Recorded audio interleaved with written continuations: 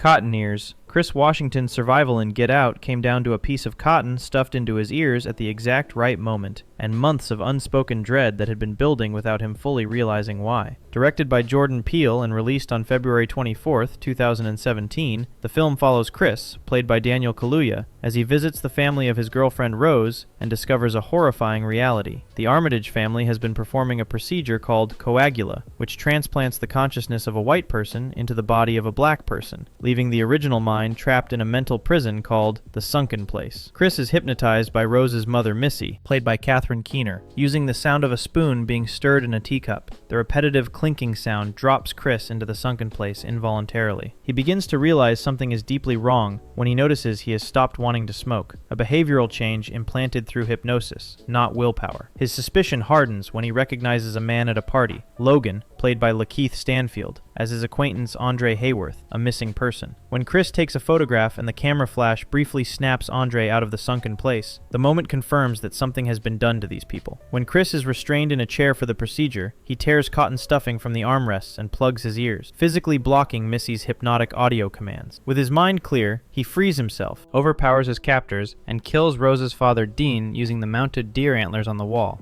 a direct callback to the deer struck by a car in the film's opening sequence. TSA agent Rod Williams, played by Lil Rel Howery, arrives and drives Chris to safety. Jordan Peele confirmed in multiple press interviews during the film's 2017 release that the cotton stuffed in Chris's ears was a deliberate thematic choice, repurposing a symbol from Black American history as a tool of survival. Get Out won the Academy Award for Best Original Screenplay at the 90th Academy Awards in 2018.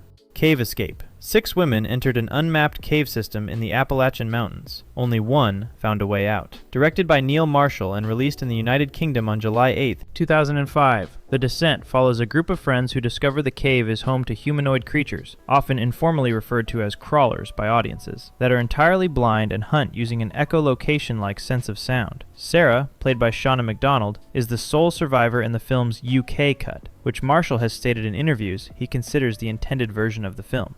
Sarah's escape relied on 3 elements working together. First, improvised weapons. She kills the creatures using bone objects found within the cave, a pickaxe, and flares, using fire and light strategically to disorient creatures that depend entirely on sound.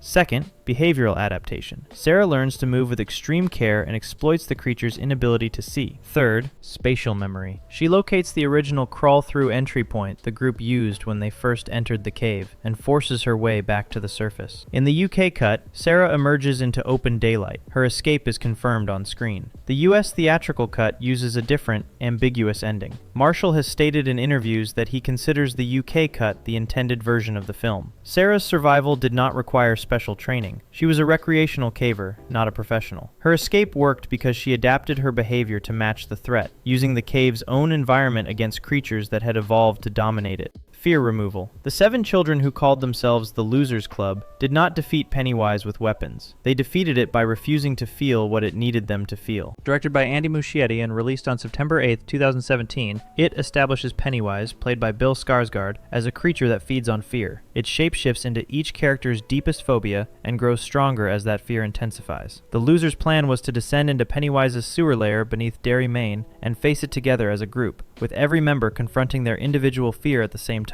The approach had already been proven before the final confrontation. When Beverly Marsh, played by Sophia Lillis, was captured and entered a catatonic trance after exposure to Pennywise's deadlights, Bill broke her out of the trance by kissing her, demonstrating that emotional connection and courage could directly counteract Pennywise's hold. During the climax, the losers surround Pennywise and express not fear, but contempt, and the creature visibly shrinks and weakens on screen, retreating into the well badly wounded. Each child's personal fear, Eddie's control-based anxiety, Bill's guilt, Stan's phobia, is named and confronted directly. The plan worked because it required something more difficult than physical courage. Each child had to consciously choose, under mortal pressure, to stop being afraid of their worst nightmare. The film is adapted from Stephen King's novel of the same name, published in 1986. It grossed over $700 million worldwide on a production budget of $35 million. Final girl. By the time Sidney Prescott stopped running and started fighting in Scream, she had already figured out exactly who was behind the mask, and she used that knowledge to take complete control of the situation. Directed by Wes Craven and released on December 20th, 1996, the film builds to a climax in which the killers are revealed as Billy Loomis, played by Skeet Ulrich, and Stu Macher, played by Matthew Lillard. Sidney, played by Neve Campbell, spends much of the film reacting, fleeing, hiding, and calling for help. The shift comes when she stops retreating entirely. She knees Billy, escapes upstairs, and locates the voice changer device the killers had been using throughout the film to disguise their calls. By taking that device, Sidney turns their own psychological tool against them, reclaiming control of the situation. Gail Weathers, played by Courtney Cox, shoots Billy with Deputy Dewey's gun, but Billy revives. Sidney delivers the fatal shot to Billy's head, delivering words to the effect of, "Not in my movie," a direct rejection of the horror movie roles she had been cast in all night. Stu is killed when Sidney drops a television set on him. Wes Craven stated in interviews that Sidney was deliberately designed as a final girl who fights back rather than merely survives, a conscious departure from the passive archetypes that had defined the genre. Scream grossed $173 million worldwide on a production budget of $15 million. Sidney's escape worked because she understood the rules her attackers were operating by and refused to follow them. By the way, if you enjoy this type of content, I make videos like this all the time. A subscription would really help me out. Eyes closed. Keeping her eyes closed was not a temporary measure for Mallory. It was a years-long survival system she built, tested, and trained 2 children to follow from infancy. Directed by Suzanne Bier and adapted from Josh Mallerman's 2014 novels of the same name, Bird Box was released on Netflix on December 13th, 2018. The film's entities cause immediate self-destruction in anyone who looks at them with open eyes. Mallory, played by Sandra Bullock, developed a multi-layered escape system to survive. The foundation was blindfolded movement as a baseline rule for all outdoor activity. On top of that, she kept a cage of finches whose behavior served as a live warning system. The birds reacted loudly when an entity was nearby, allowing Mallory to make movement decisions without sight. She also trained both children, referred to throughout the film only as boy and girl, from early childhood to navigate by touch, sound, and spatial memory. When the time came to make a multi-day blindfolded river journey to a sanctuary, that training became essential. Mallory rode with the children,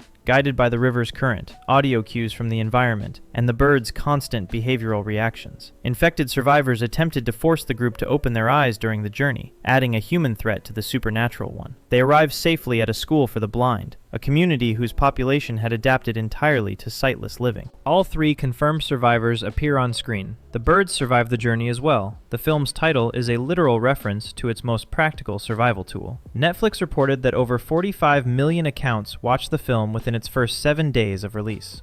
Bunker break. Michelle had to solve 2 entirely different life-threatening problems in the same night, and the tool she built to escape the first one ended up saving her from the second. Directed by Dan Trachtenberg and released on March 11, 2016, 10 Cloverfield Lane follows Michelle, played by Mary Elizabeth Winstead, who wakes up in an underground bunker belonging to Howard, played by John Goodman. Howard claims the outside air has been contaminated following an unspecified attack. Michelle's escape from the bunker was constructed over time through careful observation and improvisation. She used materials from an IV stand to fashion a hook, which she used to drag Howard's keycard under the door from outside her room. She fashioned a makeshift hazmat suit from shower curtain plastic, duct tape, and a repurposed plastic container as a helmet with a basic air filter. She located an air duct exit leading to the surface. When Howard discovered her attempt and advanced on her, Michelle used a bottle of sulfuric acid sourced from the bunker's supplies, throwing it at him and causing severe chemical burns that incapacitated him long enough for her to escape. Upon reaching the surface, Michelle discovered that alien spacecraft were actively present, confirming that the outside air was dangerous,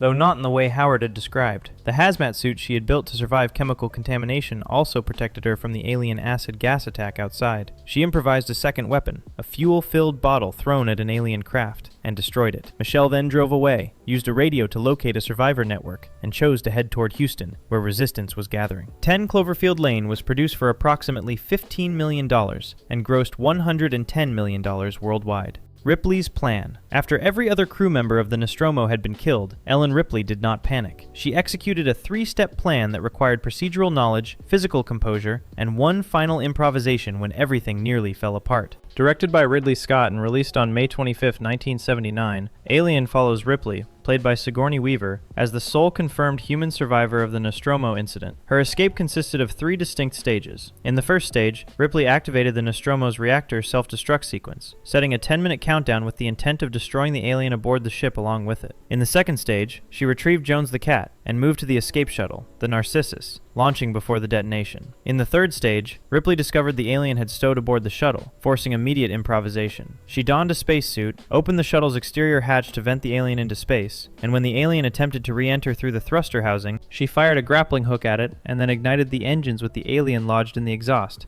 destroying it completely. Ripley's survival is confirmed through her own recorded final log entry, in which she explicitly identifies herself as the sole survivor. Her rank as warrant officer is key context. Her survival did not depend on combat training, but on procedural knowledge and logical decision-making under pressure. The film was shot primarily at Shepperton Studios in the United Kingdom during 1978. The American Film Institute ranked Ripley number 8 on its list of the 100 greatest film heroes in 2003. The plan succeeded in all 3 phases, and when it broke down at the final moment, Ripley adapted without hesitation. Wrong house. Rocky broke into a house expecting to find an easy target, and spent the rest of the night learning that she had made a catastrophic miscalculation. Directed by Fede Alvarez and released on August 26, 2016, Don't Breathe follows Rocky, played by Jane Levy, and 2 accomplices as they break into the home of a blind veteran, played by Stephen Lang, expecting an unoccupied, straightforward robbery. Both of Rocky's accomplices are killed during the film. The blind veteran had sealed all exterior doors and windows, trapping Rocky inside a completely darkened house, where he held every tactical advantage. Rocky's escape required a sequence of improvised decisions made under life-threatening pressure. She discovered a basement window as a potential exit route. She used the veteran's own collar, found within the house, to incapacitate the guard dog. When the veteran chained the door she was trying to exit, they caused the heavy safe to fall onto him, knocking him unconscious. She escaped through the chain door with the money, and the film's final shot confirms her survival. She is shown arriving at a train station and boarding a train toward Los Angeles. Director Fede Alvarez confirmed that the ending was intentionally left morally ambiguous. Rocky survived, but the film does not frame her as a hero. Her escape is notable precisely because it was not heroic. It was a sequence of desperate, reactive decisions made by someone who had created the situation herself. Each improvised choice built on the last, and the survival worked not because of any plan, but because Rocky adapted faster than the threat could contain her. Don't Breathe grossed $157 million worldwide on a production budget of approximately $9.9 million. Panic Room. Meg Altman and her daughter did not need to outrun an intruder, overpower him, or find a weapon. They just needed to stay inside one room long enough to survive, and they had built their entire escape plan around doing exactly that. Directed by David Fincher and released on March 29, 2002, Panic Room stars Jodie Foster as Meg Altman, a recently divorced woman who moves into a New York brownstone with her daughter, Burnham, played by Kristen Stewart. On their very first night, 3 intruders break in to retrieve a hidden fortune in bonds concealed within the house's fortified panic room, the same room Meg and Burnham have retreated into. The room is designed to be impenetrable. Reinforced steel walls, a separate phone line, surveillance monitors covering the entire house, and its own ventilation system.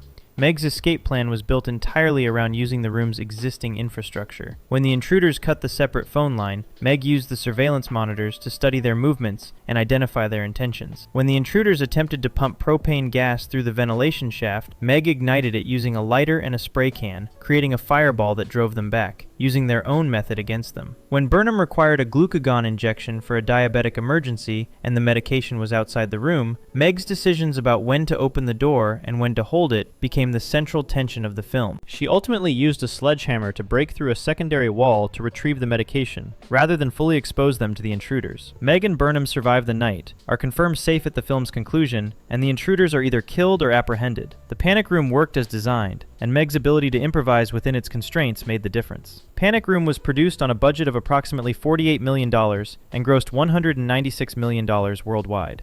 If this was worth your time, consider subscribing so you catch every new upload. Thanks for watching.